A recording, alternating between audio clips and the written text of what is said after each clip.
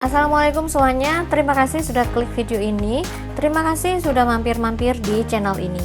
Channel ini adalah channel yang membahas tentang banyak kisah, diantaranya inspirasi, true crime, sejarah, horor, mitos, legenda, dan lain sebagainya. Sebelum lanjut ke pembahasan, aku minta tolong untuk klik tombol subscribe sebagai bentuk kalian mendukung channel aku. Terima kasih. Di video kali ini aku mau bahas tentang kisah sukses seseorang yang dulunya sempat drop out kuliah sebanyak 4 kali, tapi malah sukses menjadi direktur perusahaan-perusahaan besar seperti Coca-Cola, Shell, ExxonMobil, dan sebagainya. Dan kini menjadi founder dan CEO dari PT Mikro Investindo Utama. Gimana cerita lengkapnya? Mari kita bahas. Budi Satria Isman adalah putra dari Profesor Dr. Yakub Isman almarhum dan Sarmeini Isman, seorang akademisi yang pernah menjabat sebagai rektor di IKI Padang, sekarang namanya berganti menjadi Universitas Negeri Padang, tahun 1973 sampai 1982.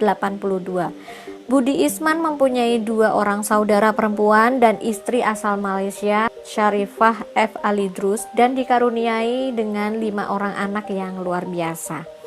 Bapak Budi Satria Isman terlahir di sebuah kota kecil yaitu Kota Sungai Penuh, Kerinci, Provinsi Jambi pada tanggal 23 Maret 1962. Waktu kecil beliau pernah ke Amerika mengikuti orang tuanya yang mengambil gelar doktor saat itu. Karena sering berpindah-pindah sekolah, membuatnya mengikuti short class yang sesuai dengan sistem di Amerika. Saat duduk di bangku sekolah dasar, beliau sering lompat-lompat kelas dan karena itu membuatnya memasuki bangku kuliah di usia yang masih 16 tahun.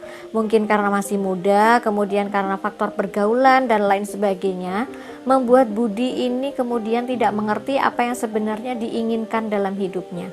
Di tahun pertama kuliah, beliau mengambil jurusan engineer di salah satu universitas di Bandung. Singkat kata, kuliah pertamanya ini gagal, kemudian mengikuti orang tuanya kembali ke Padang. Kuliah keduanya yaitu di Universitas Andalas, mengambil fakultas ekonomi dan hanya berlangsung selama 1 tahun dan gagal juga. Dulu sistemnya masih belum seperti sekarang yang menggunakan SKS. Kalau gagal di mata kuliah tertentu harus mengulang di tingkat yang sama, dan kebetulan Bapak Budi ini hanya mengulang 1 mata kuliah. Karena memiliki banyak waktu saat itu, beliau mendaftar di sebuah akademi bahasa asing dan berdagang buku-buku impor, bekerja sama dengan dosennya. Kemudian dijual di universitas-universitas di Sumatera. Tapi karena tidak fokus juga, semuanya dijalanin, kuliah yang kedua ini pun gagal, teman-teman. Ditambah lagi saat itu Budi sering masuk koran karena pemberitaan yang negatif yang membuat kedua orang tuanya merasa malu. Dan kemudian Budi merantau lagi, tapi kali ini ke Jakarta. Di Jakarta, Budi mendaftar kuliah di Universitas Indonesia, Fakultas Ekonomi dan Bisnis di tahun 1982. Yang ini pun gagal, teman-teman, hanya bertahan selama 2 tahun. Di kegagalannya yang ketiga ini, beliau memutuskan untuk menghentikan bisnisnya dan berangkat ke Amerika.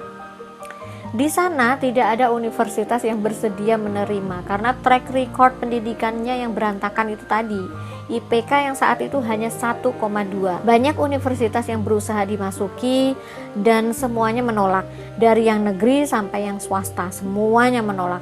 Tapi Budi tidak patah semangat, terus-menerus mendaftar dan meyakinkan bahwa dirinya tidak bodoh, sampai pada akhirnya ada salah satu universitas di Washington DC yang mau memberinya kesempatan, tentunya setelah negosiasi cukup lama, teman-teman.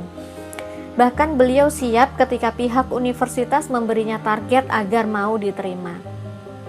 Dan benar saja saat itu Budi hanya diberikan 3 mata kuliah saja sebagai percobaan. Di 3 mata kuliah itu Budi harus mendapatkan nilai B+. Budi merasa bahwa ia harus berubah karena udah parah banget. Kuliah 7 tahun sebelumnya tidak ada yang selesai, dan ia mulai fokus di situ, tidak memikirkan hal lain. Belajar dan fokus, akhirnya ketiga mata kuliah itu ia lulus dengan nilai A. Dalam waktu 1,5 tahun, Budi bisa menyelesaikan S1 di American University. Setelah itu, melanjutkan S2 di The George Washington University. Programnya sebenarnya 2 tahun, tapi diselesaikan hanya dalam waktu 1 tahun saja. Jadi total masa pendidikan di Amerika, S1 dan S2 memakan waktu hanya 2,5 tahun saja. Jadi teman-teman yang saat ini merasa kok hidupnya amburadul, gak jelas, coba deh ikutin tips dari Bapak Budi ini, memilih salah satu tujuan hidup yang kita senangi, kemudian fokus dan tidak memikirkan yang lain dulu. Jangan lupa untuk membuat target kepada diri sendiri. Beliau mengatakan bahwa clear dream itu sangat diperlukan. Jack of the trades but master of none. Kebanyakan yang membuat kita tidak sukses, bukan tidak ya, tapi belum sukses adalah kita mempelajari semua hal, tapi tidak ada yang menjadi ahli. Don't try to be everybody, because you will be nobody. Sama tuh teman-teman, jangan melakukan banyak hal, tapi lakukan satu hal saja, kuasai ilmunya dan jadilah ahli di dalamnya. Karir profesional pertama Budi Isman yaitu di Mobil Oil USA (E&P) pada tahun 1987. Tahun 1989 akhir, Budi Isman kembali ke Indonesia dan bekerja di Exxon Mobil Indonesia selama 2 tahun sebagai ER analyst. Lalu di tahun 1992 sampai 1994 beliau bekerja di sebuah perusahaan minyak dari Belanda yaitu Shell Indonesia sebagai sourcing manager. Lalu merintis karirnya di Coca-Cola, mengawali karirnya sebagai staf biasa dan kemudian di Indonesia menjadi HR Group Manager di tahun 1994 sampai 1995. Lalu hingga tahun 2005 beliau menjabat sebagai Group Director di Coca-Cola Indonesia. Tak lama kemudian Budi Isman mendapat tawaran bekerja di PT Sari Husada. Ini kalau teman-teman tahu susu anak-anak SGM ya, disinilah susu itu diproduksi. PT Sari Husada pada saat itu ingin membenahi sistem manajerial di perusahaannya. Tawar-menawar selama kurang lebih 1 tahun, akhirnya Budi Isman menerima tawaran itu. Tentunya setelah banyak pertimbangan ya, sampai pada akhirnya di tahun 2005 hingga tahun 2009 Budi Isman bekerja di PT Sari Husada sebagai CEO dan President Director. Dalam tempo kurang dari 3 tahun, perusahaan ini bisa meningkatkan nilai yang tadinya 4 triliun menjadi 20 triliun. Wow, 5 kali lipatnya teman-teman. Kemudian Sari Husada bergabung dengan Danone Aqua dan Budi Isman menjadi komisioner hingga tahun 2010. Pada tahun 2011, sempat membantu sebuah perusahaan asuransi jiwa sebagai direktur penjualan dan distribusi di PT Afris Assurance. Di sela-sela karir profesionalnya dari tahun 2010 hingga saat ini, Bapak Budi Satria Isman mendirikan sebuah perusahaan investasi yaitu PT Mikro Investindo Utama yang fokus membantu entrepreneur untuk berkembang. Kemudian ada UMKM yang masih kecil untuk ditularkan ilmu beliau selama belajar dan bekerja profesional.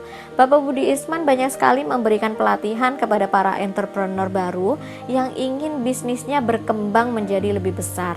Beliau mendirikan Yayasan Pemberdayaan Masyarakat Indonesia Mandiri atau lebih dikenal sebagai sebutan Pro Indonesia dan Gerakan Wirausaha SBM Pro Indonesia.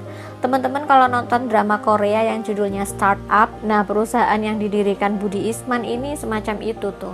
Beliau jugalah yang mencetuskan Blue Korinci Coffee sebagai bentuk cintanya pada tanah air. Dari kegiatan inilah banyak petani kopi yang kemudian sejahtera bahkan bisa mengimpor hasil panennya ke luar negeri teman-teman. Budi Isman pernah menulis juga sebuah buku yang berjudul 7 Steps to Reach Your Dream yang diterbitkan oleh penerbit Tiga Serangkai Solo.